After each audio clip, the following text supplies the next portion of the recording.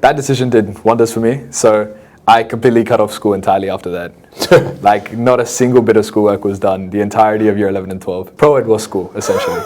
But I think...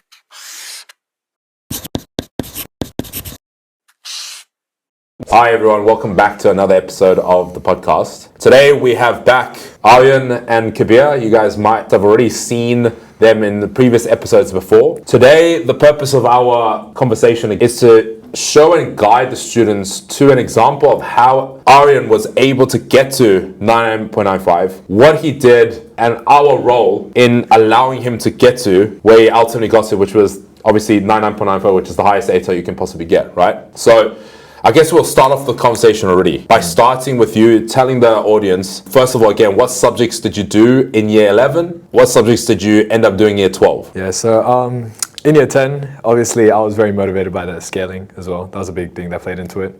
So I took the, the generic, 3U.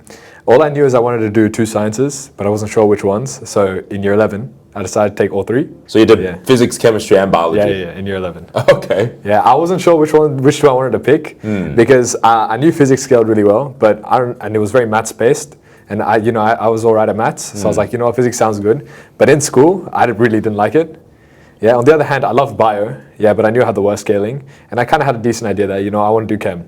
But I wasn't really sure. Overall, I was like, I'll try all 3. And I see what I feel like, and then I'll pick 2 from there. And then I took PDHPE. That was more of like a fun bludge, like I want to take something chill. But you had to take it, right? Because you needed to do 12 units. Oh, I did. You had to take it in year 11, right? Year 11 because I had to. Like with extension 1, if you didn't take it, you wouldn't be on 11 units. So you had to take it. Yeah, I picked that as my extra one, Yeah. Was it year 10 science where you realized, physics is not that fun? Why do you feel that way? The whole junior science, I just didn't like it that much. Like science as a whole. Like it was okay, but just the way that it was taught in school, it just really didn't click with me. And I think it also, it was on my part too. I didn't really put that much effort into it.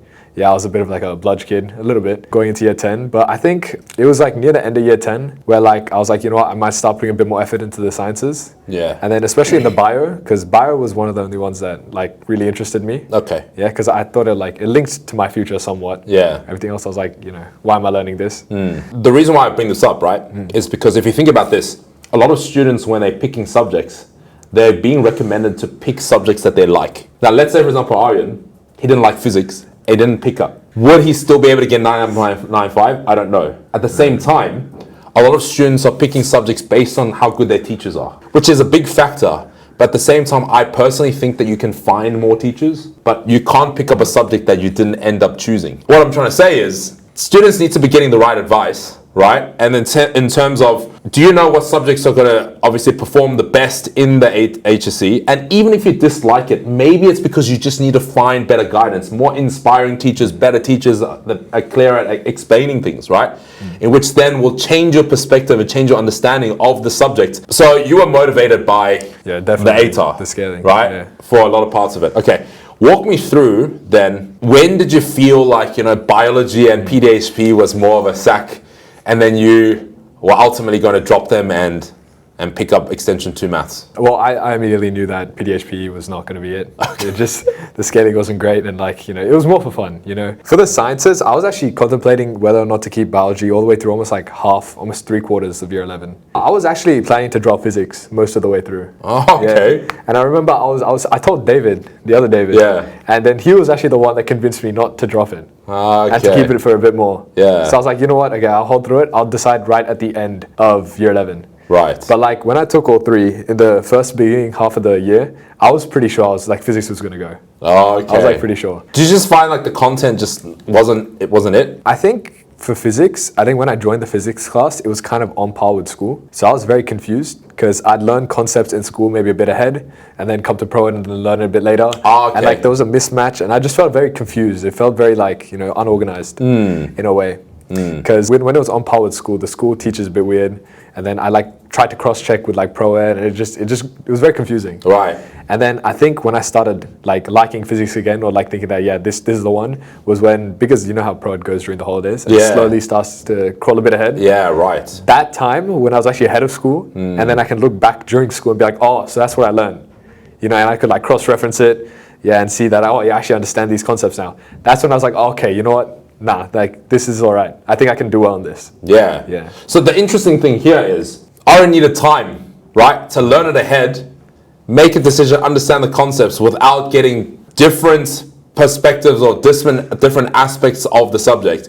You just needed to lock in on one kind of way of understanding the question or come to a conclusion yourself. After which, when you learned it again at school, that's when you were like solidifying the knowledge and really understanding that, oh, I understand it. Is that right? Yeah. Whereas if you learned it on par, you just learned it like this way at tutoring, and then you learn it like this at school. It's explained a little bit differently from the different perspectives. Yeah, and it kind of felt like I was trying to like keep up with school almost. It was like school was like a bit ahead, and I was like trying to relearn what they taught. And then when I go back to school, that's done. They're on something new. And like the way school teaches it really just does not resonate with me at all.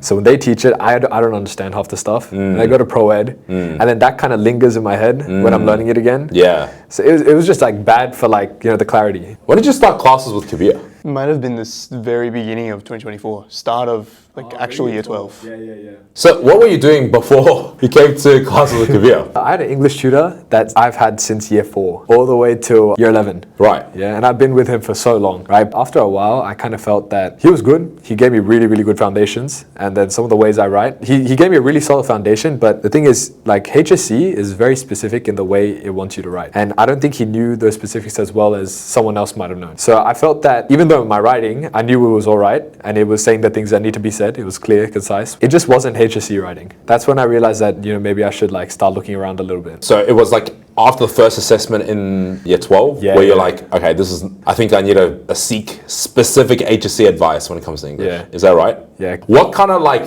ultimately allowed you to decide to go to his classes though? Because for example, there's so many English classes, so many English tutoring places, right? What was the deciding factor? You're like, all right, you know what? Kabir's probably going to be the one that's going to take me to the next level. I joined this class, he had a trial class. There was something about like, first of all, he's straight out of Borco and from Borco. So I knew that he knew what Borco wanted, and he was also just did the HSC. And there's something like when you just do the HSC, like all the ways of writing, all the HSC stuff, it sticks with you. The way he talked about it, I knew that like he knew what to do. Yeah. And the way he was teaching it, he was talking about the way that HSC wanted to do it. And it was very HSC wired. Yeah. Because I don't know, I feel like a lot of teachers, like it feels bad to say, but like a lot of teachers say that, oh, you have to write what you feel, you're like how you want to write, what you believe. No one says that there's like a right or wrong, you know what I mean? It's very open. Yeah. Right? But like behind the scenes, everyone knows, nah, if I don't write it like this, they're not going to like it. Is that what you're saying? Exactly. Right. And I felt Kabir was pretty open about that. I did make a lot of points about there are actually, throughout the year, there's a right and wrong answer in English. They tell you the exact opposite in school, but there is a right and wrong answer. We talked about this a bunch of times. There's like a correct number of words to use in a sentence. Sometimes you have to use words that are longer than you would usually ever say in real life. So those kinds of things you don't actually know until you hear it from someone that's done the HSC. Even teachers or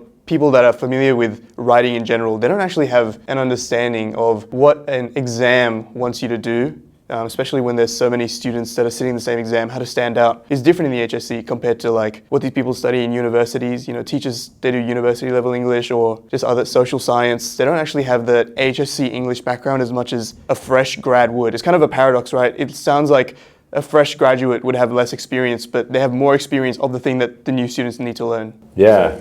Especially someone that's cracked the code. So it seems to me it's more like an equation. It's more like a formula, isn't it? Yeah. But obviously you need to have good English foundation skills first. And on top of that, maybe you can accredit your extravagant rise, right? An extravagant improvement due to the fact that you did have good solid English foundation. Yeah. Credit to your previous teacher who was teaching you English the right way in terms of generally English. Yeah. But then you just had to write it in the formula, right, of what Kabir obviously mastered. Right. Yeah. I want you to explain to the audience a little bit more about like how do you actually get good at math, physics, and chem? Because those subjects are very different to English. But there was a much more earlier inception of you building that foundation with the science and math subjects, right? That maybe wasn't as necessary as Kabir just telling you the formula and be like, all right, I think I can adapt to this.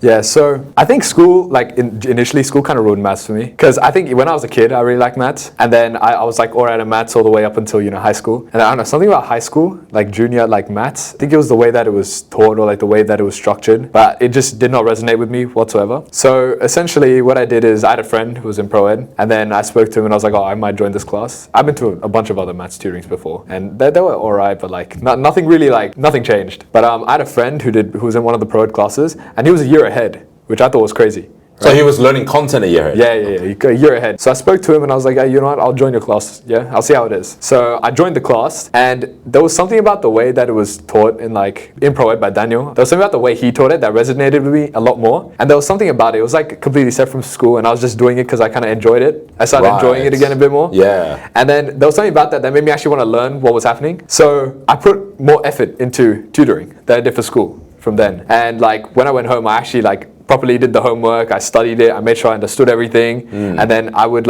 even study for the quizzes for the week after. Yeah. You know the little quizzes? Yes. Yeah. I would actually study for those quizzes, and it would be like a little incentive for me to, put effort in. And like me doing well in those quizzes would be like a little bit of like academic validation to keep me going. And then that slowly started me getting back onto, liking maths and doing maths. When year 11 kicked in, like that's when I actually saw the progress. Because once I did a year early, right, all the content's done. I don't have to worry about learning content. From that point, I already know I'm going to get like roughly average, just from that. Because I know everything I need to know. After that point, in the year, all I have to do is like just do extra questions, the harder stuff, the stuff where the marks really matter. And then I can also put more effort into like setting out my working out. Yeah. And because like even with that, like teachers are really strict on that, especially in Borkham Hills. Yeah. Like certain lines of working you miss, like they're just going to cut the mark off. Yeah. And it was more about perfecting it than learning it, which is why I wasn't really stressed. Yeah, you didn't have the pressure of needing to be really good at something you just learned. Yeah. Because you already learned it. Yeah. And you were just kind of perfecting it. Yeah, and like I've had almost a year to perfect it by the time it comes. Because I've learned a year before. I've almost that whole year to kind of just like work through and make sure it's better. When the content comes up again, it's all still there. All I have to do is just, revise it, make sure it's all good, and then that's pretty much it, like to get a decent mark in the test. So the rest of the year, all I do is just, more questions, like more practice, set it out better. And maths was purely just like perfecting what I already had in my head. I think what's fair that you said, the first thing is when there's just too much noise and you have to worry about, tutor work and schoolwork. What was interesting for you, Aryan, is most students will choose, I need to study for my school exam. But in his case, he said, sack the school. It's confusing. I have no idea what's going on. Sometimes I do this, sometimes I do that. Nothing is connected. I'm going to cut that off and I'm going to start learning from somewhere that makes sense to me. Because you came to the first class and immediately you're like, this kind of makes sense. I can see the potential in this. But you're saying that there's got to be a point where you have to make a decision. What are you going to prioritize on? And you can't prioritize on year 10 stuff, but also learn the fundamentals and then the strategies and the techniques and the content of year 11 as well. And it seems to me like you chose the pro ed content. I did, definitely. Which I feel like is a big move because most students would be like, no, but school's more important. I need to get that rank. I need to get that mark, right? But you're like, I'm not getting any worse than I'm already getting, right? Yeah. So therefore, might as well learn something that I have a connection with. That decision did wonders for me. So I completely cut off school entirely after that. Like not a single bit of schoolwork was done the entirety of year 11 and 12. Pro ed was school, essentially. But I think that's only because you were confident Pro Ed would cover that stuff, isn't it? But not will only Pro Ed cover that stuff. Pro Ed will teach it to you in an order in which it makes sense. Because at school, sometimes they go, I'm going to do this topic first, then I'm going to do this one. And they're not even related. Whereas Pro Ed will be like, all right, this builds to this, this builds to this, this builds to this. And you're like, oh, it all makes sense, isn't it, right?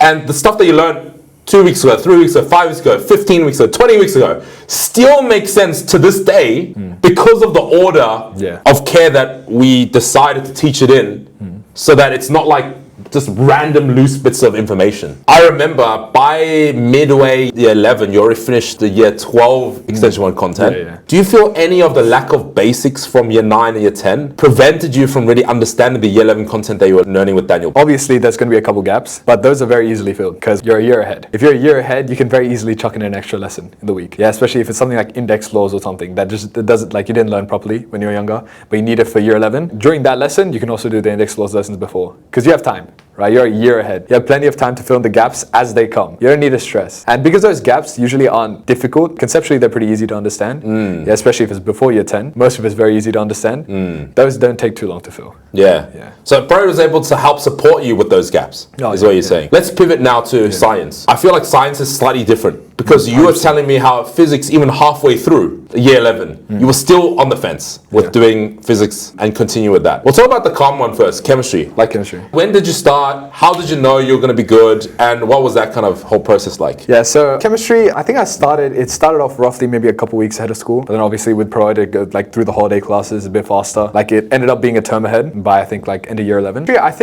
I think the thing with chemistry is the content itself. I don't think it's inherently very difficult. I think what the problem is the marking is pretty outrageous. They have a very, very specific way that they want you to write things and the way they want you to talk about things that I don't think a lot of people end up figuring out. And a lot of people, they definitely know the content. And I think before exams, most people do know the content. It's just that the marking, like chemistry marking is notoriously very bad. And then I think year 11 was essentially me just trying to figure out what chemistry wanted. Yeah, okay. Which is, it's just how it is. Like, no matter how much you know the content or how extension, like your knowledge is, it's just they want you to say things in a certain way. Yeah, right. For chemistry. Like essentially the way I do all my working out, every single little thing, like definitions are out, I have a structure to everything. It's almost like the English genuinely started kicking in for chemistry in a way. Yeah. You mentioned something earlier, which I think is similar to how you were able to do well in math as well. It was the moment where our classes broke away from what your school did, where you focused solely on the stuff that we were teaching, made you understand it better, right? Because you weren't being distracted in a way. Like, for example, when you were saying year 10, you were learning year 10 stuff at school, you were learning maybe HSC stuff at ProEd, but you kind of just put the year 10 stuff on the back burner. If there's anything you didn't understand, you'll come back and revisit it when you needed to. But you prioritize and focus on one thing. And then that way, it actually ironically made you understand the concepts better. Is that fair to say? Yeah, definitely. Very interesting part now. A lot of students feel like in year 11, because nothing really counts, right?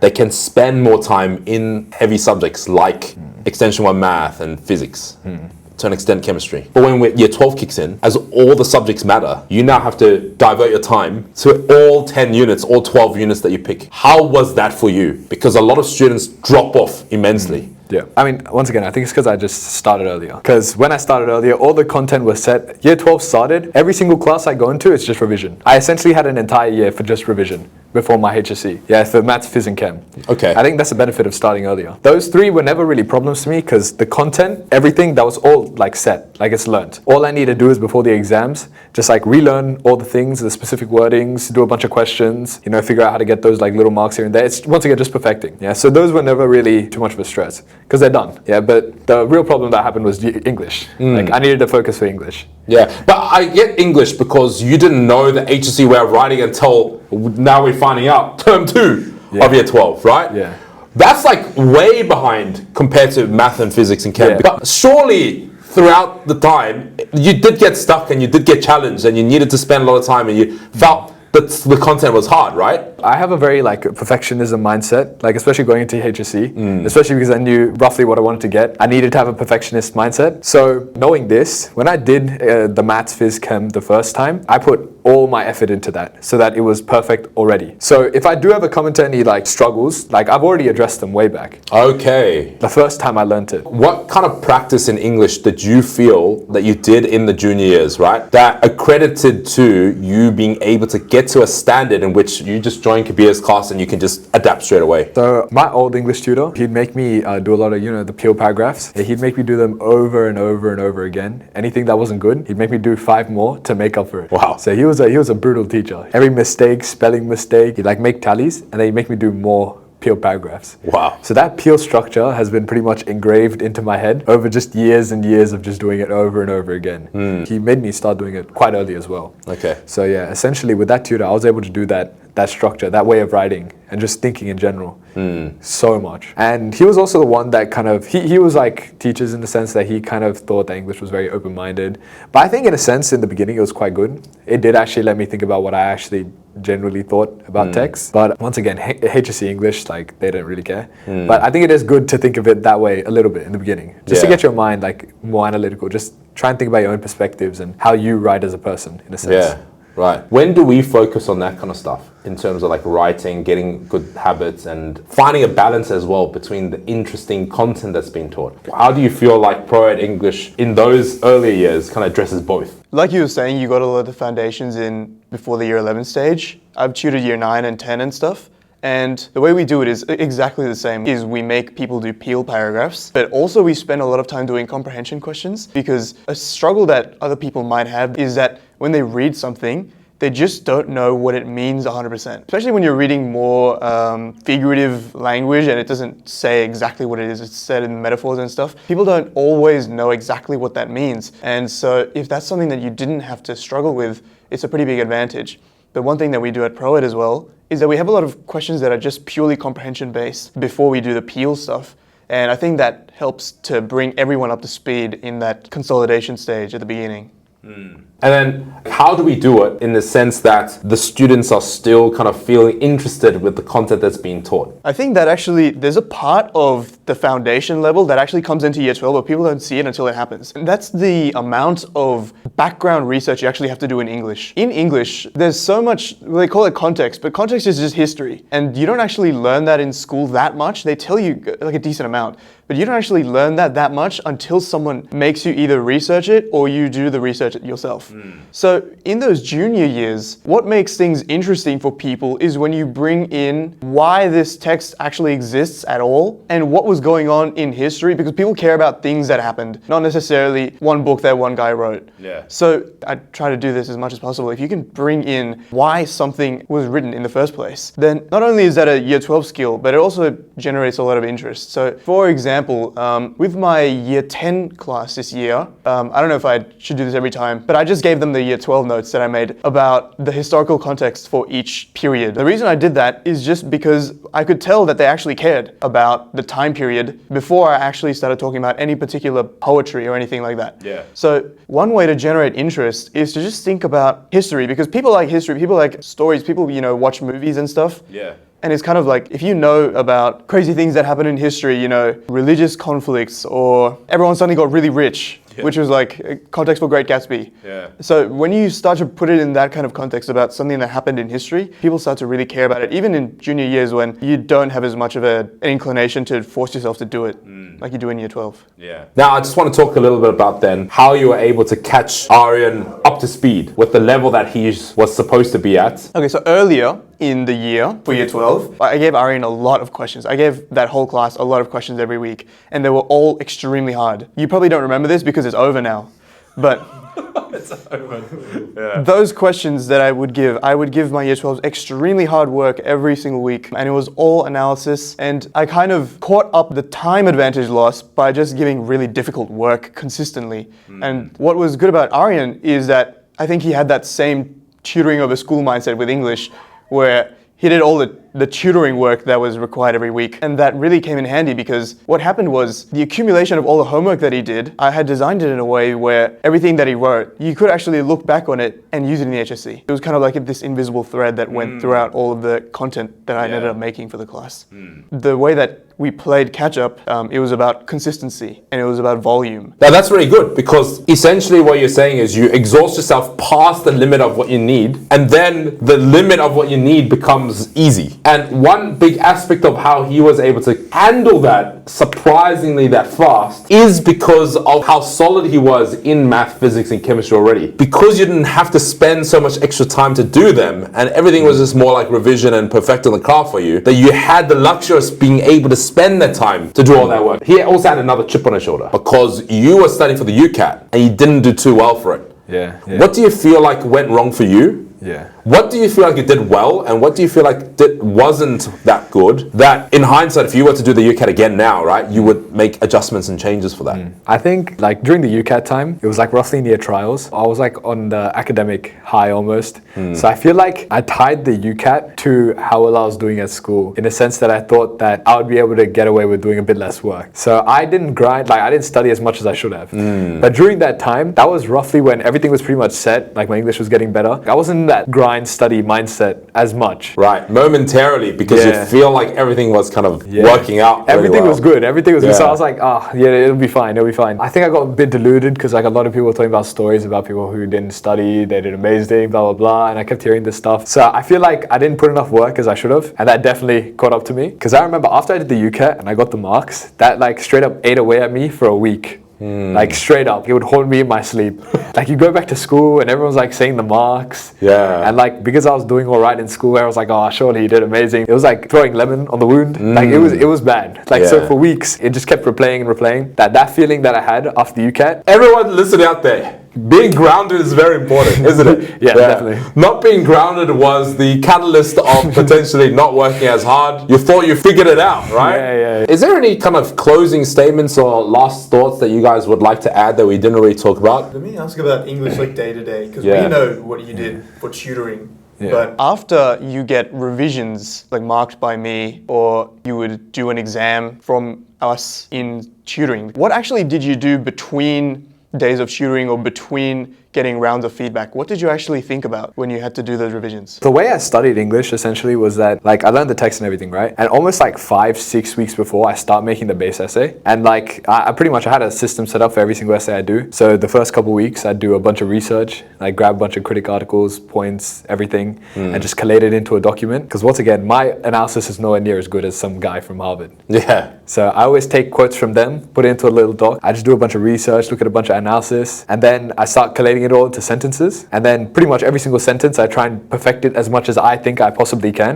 So I think the reason I started doing all right in English is I started looking at it in a much more like methodical, almost a maths sort of way. I made sure like every single word, I chose words in like almost a math sense that like flowed better, had a better impact. Yeah. And then essentially I did that. I get my draft, give it to Kabir. He'd send his revisions, right? And then I make the changes. I'd make it sound how I want, make the words, cut some words maybe if the limit's not good. Send it back to Kabir. He gives it back, revise it, send it back. And that repeated all the way until Kabir would say, I think this is good. Okay. And then once that's good, you memorize it and then started adapting it to a bunch of papers. And then I send those to him, the adapted versions. He marks it. He's like, oh, you answered this bad, not bad, whatever. Gives it back. I do it again. And then just repeating, rinse and repeat. And then finally, he'll be like, I think you're ready. Are you timing yourself when you do it? Initially, I just do it like without timer, right? Just see how well I can get it adapted. Because that's something I really struggled with in the beginning. So initially, I'd do it like that. But over time, could be like, oh, yeah, this is good now. Yeah, then I start timing myself and then doing that over again. Then until that was good, that was roughly around when the exam would be. Okay, I see. What strategies did you pick up during our class that you didn't know before? Because you said that there was this difference between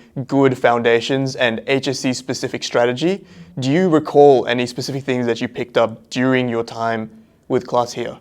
Oh, one big thing was technique stacking. That was a huge thing. Yeah. Yeah, because the way I was taught, I was always like, 1 point, 1 example, 1 technique, 1 link. That's your 1 paragraph. But then Kabir started introducing me to technique stacking. Like 1 quote could have so many techniques. And then you can address techniques in a single word. Yeah, that's another thing I'd do. I'd write down all the techniques for every single quote and see how many I can stuff into 1 sentence as well. And then it just makes sure that every single sentence, every word had like a purpose for being there. Do you remember the one about like physically looking at the question? I think you. Oh, yes. That's another thing. Yeah. During my HSC exam, I'd have my question right next to me and I'd just stare at it while writing my exam because I had it memorized. So while I wrote down the memorized stuff, I'd look and stare at the question to make sure I didn't forget the question and then think about how I would tie it back to the question. Yeah, I remember doing that a lot. Yeah. That was really good because I used to forget the question a lot. During an exam, what do you actually think about as you're writing? Before the exam, what I do is, I know a lot of people don't say you shouldn't do it, blah, blah, blah, but I have my essay word for word memorized, the entire thing, absolutely everything. And what I do is, when I'm writing, because a lot of the stuff you can kind of, like the analysis stuff, that sort of stuff you can kind of put in. While I'm writing that mindlessly, I'm thinking about how to tie that sentence to the question and how to link it to the question. Yeah. So obviously my intro, conclusion, then all memorized. I make those on the spot. I kind of get my ideas out the way. And then I get a general gist of how to tie everything back. But while I'm mindlessly writing the stuff that I have completely memorized in my head, I have that time to think about how I'm going to finish that sentence in a way that ties it back to the question. And then I'd repeat that over and over again That means you have to know that your essay really well. Yeah. Isn't it? What about maths? How do you think of math questions? Because you're gonna have to see questions you've never seen before in the exam, right? Yeah. How do you then kind of like break those down and not get flustered? Because a lot of kids see a hard question, they're like, oh my God, I can't do this one, right? Usually with maths questions, if I see a question that I can't do, like after you do enough questions, you know the ones you can and can't do. As soon as I know I can't do it, it's a skip immediately, which is... Well, actually, let me rephrase that. A question you can't do is you can't do it immediately. Yeah, immediately. We're not talking about, oh, I can't do it, so I never come back to it again. It's not immediately, right? Immediately. You'll skip it first. Good. Because I tell the kids to do that as well. Yeah, keep going. Because I'm not wasting time on that. So do all the marks, you get as many marks as you can, then you go back to the question. But I feel like because I've done like a decent amount of questions, I think I built an alright like intuition as to the sort of steps that you need to do. So after I do a couple steps and I get stuck, that I can look at all this working out that I've already done to see what to do next. Instead of mapping all that out in my head. But that's a testament of the sheer amount of practice you've done. If you've 100%. Done every single pro at homework, the apple doesn't fall far from the tree. What's the difference then between studying for maths, which is get a lot of exposure to all the possible questions, versus studying for English? What do you think is the difference in strategy? I think for English, there's like, obviously you can have a huge number of questions, but they all kind of go into like similar categories in a sense. Once you do a lot of questions, you can see like group them in certain categories. So what I do is instead like, I just do one question from each category and then keep doing it over and over again until I have a 20 out of 20 essay for each of them. So I think instead of doing a whole bunch of questions, I would do one and then keep sending it back and back and back until he would say that, this is good. And then I'd do the next question. So I think for English, I only ended up doing maybe like 4 or 5 max questions before an exam. So it wasn't anything crazy. I think that covers it. And I think like the audience is going to get a lot of value, a lot of insight from this process. Because 99.95, it's not luck. There's a lot of work, there's a lot of sacrifice, but at the same time, it's like, that's what needs to be done, isn't it? Like, I don't feel like Aryan felt sorry for himself that he had to like sacrifice a lot of things, isn't it? And now that he's in uni, I'm pretty confident you're still doing the same thing. When you learn the concept, you're still trying to get down to, you know what I mean, the bottom of everything that you learn, because that is how you're supposed to do it, right? But unfortunately, sometimes you need advice, you need the mentors, and you need the professionals that allow you to save time to be able to turn that stone. Well, that's it from us, and we will all see you guys in the next episode.